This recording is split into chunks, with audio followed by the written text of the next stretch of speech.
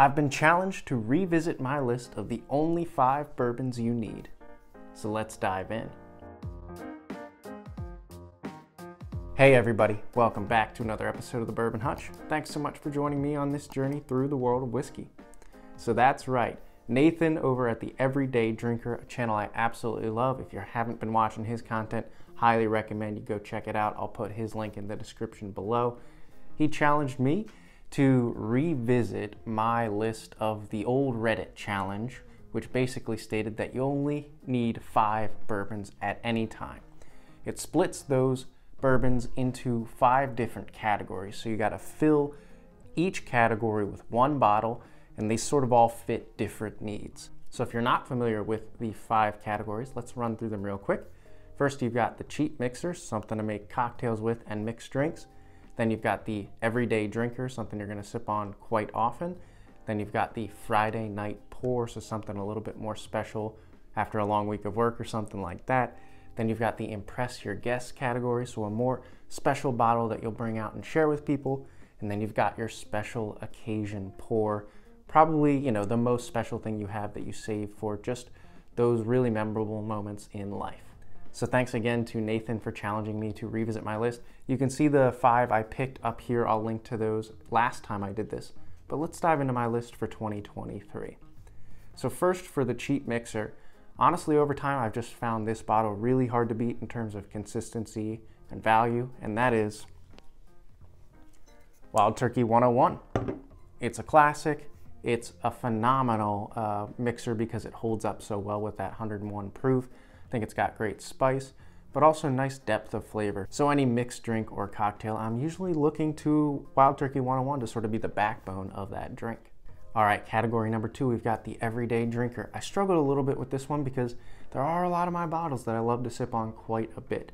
But recently, this one has just sort of taken the hutch by storm and really been hitting my palate, and that is Bardstown Bourbon Company. They're bottled in bond wheated.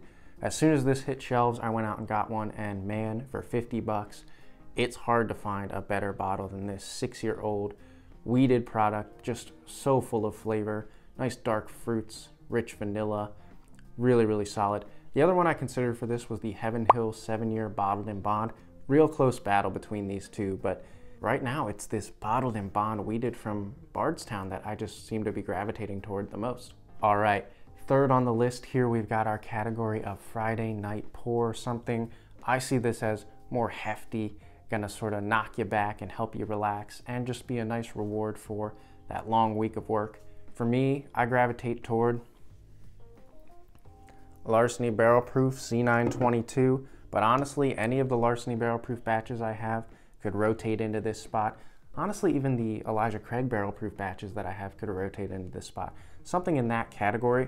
But this C922 picked it out because actually ended up winning Whiskey of the Year for me in 2023, and for something that's available for that $60 to $80 range, it's hard to beat this for a nice pour after a long week of work, and just, again, lots of heft here. The proof on this is 126.6, so definitely going to help you relax there for sure, and just so full of flavor. All right, 4th category here is Impress Your Guests.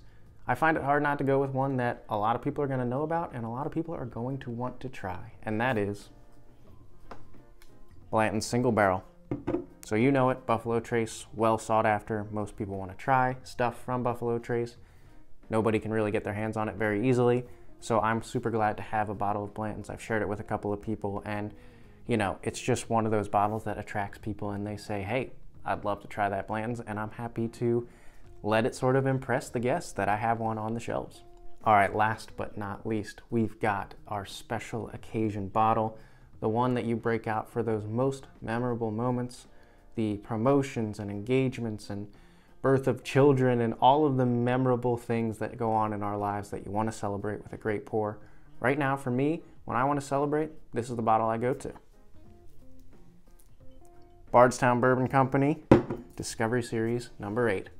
This is also special to me because it's signed by the master distiller, Steve Nally. It's one of the more expensive bottles that I own. Kind of had a little back and forth in my mind between this and the Knob Creek 18 that I have as the special occasion bottle. but this one just holds a special place in my heart, and I love the flavor profile on it. It is just really, really special whiskey in my opinion, and the fact that I got it at the Kentucky Bourbon Festival and had it signed by the master distiller just adds an extra layer of specialness to this bottle for me. All right, everybody, that's my list of the only 5 bourbons that you need. Just kind of noticed that Bardstown has 2 on here, so that tells you something about the potential future of bourbon, where it's heading. I think Bardstown's going to play a major role in it. So let me know what you think of the list. Let me know what you would choose for your own 5. What would you put in each of these categories? And then last but not least, I've got a challenge. My own set of 3 new channels to do this. I don't believe any of these have done it in 2023 yet that I'm aware of. So I'm going to challenge the Whiskey Nerd. I'm going to challenge Your Drinking Buddy. And I'm going to challenge Whiskey Fancies. So want to see all of your guys' lists for this challenge from, the only 5 bourbons you need. Classic video for lots of whiskey tubers, and I want to see your 2023 versions. All right, that's going to be a wrap here on the only 5 bourbons you need. Thanks again, Nathan, for the challenge. Till I see you guys again for another video, all I can say is keep drinking good whiskey and cheers.